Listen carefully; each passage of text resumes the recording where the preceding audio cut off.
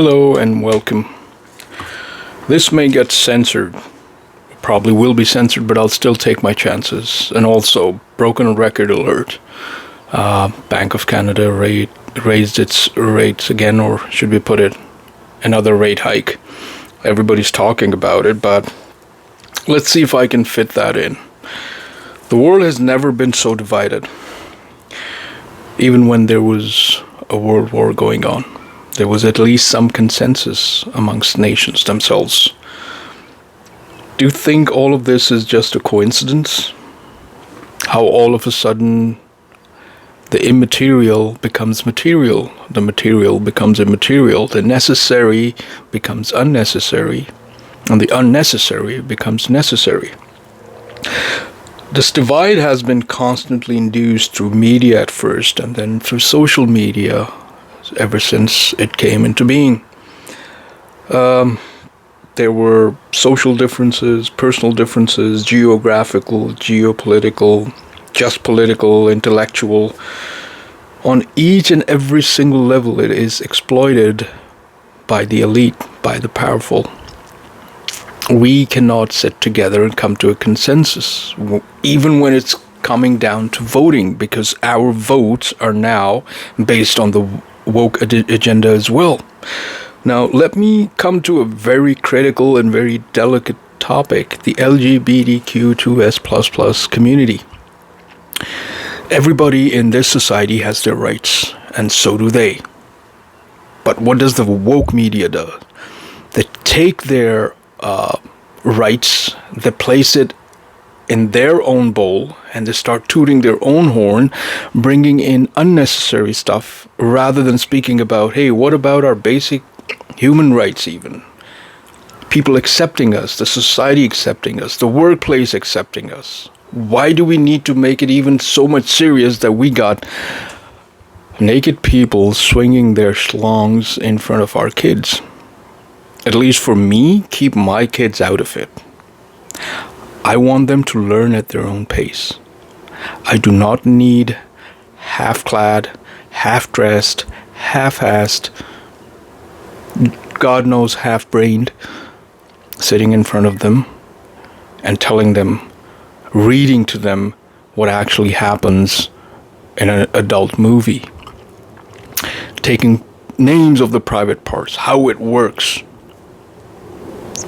I wouldn't even read it in public to my own wife or my own friend, with somebody who I am comfortable with.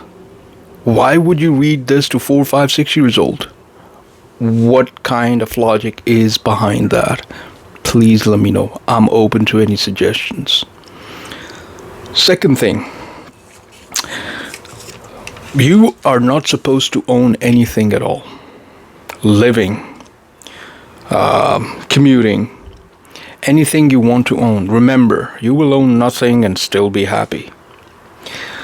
So, the flaws in our system, whether it's the governance flaws or the way you end up being the odd one in a crowd, each and every single thing is being pushed onto you. It's literally like poverty is being pushed onto you. I would really like your comments in this regards. Have you noticed the number of homeless people out there on the street? I will talk particularly about Canada and especially about the GTA region. Have you seen how those poor homeless people are out there on the streets? We're still bringing in refugees. We're still bringing in millions of immigrants. We're still filling up the war bucket, billions of dollars, but yet we have no money to set up infrastructures, highways, housing. Everybody keeps talking about affordable housing. Explain affordable housing to me, please. What is affordable housing? What's your definition of affordable housing? Here, I would talk about affordable life. People are struggling. Housing has become a thing of the past or the future. People are way past that. People are now trying to make ends meet. Not to mention the millions and millions of dollars in profits these grocery stores make because they have a monopoly, which is another thing. We are run by mafias, not by a political setup. No matter which part of society it is, whether it's politics, whether it's groceries, markets, whether it's transportation, construction, everything is being run by mafias. How's your internet bill going?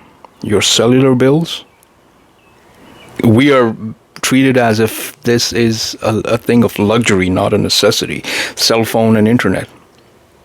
So each and every single thing, especially here, the guinea pig of WEF, which is called Canada, is being trained and is being experimented upon, which is the Canadian society.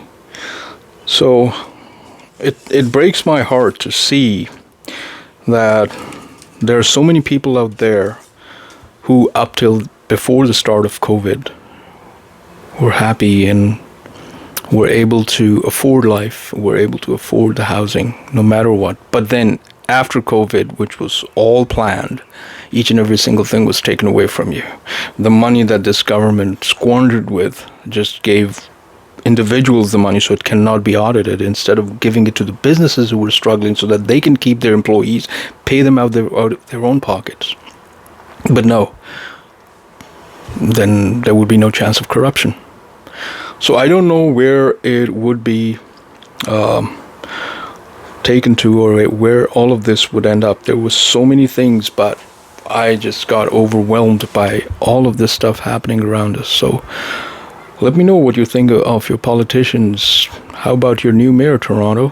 What do you think Olivia Chow would do? Whoever speaks up will be an outcast, so that's for sure. So just let them treat you like cattle and get over with it. Bye for now.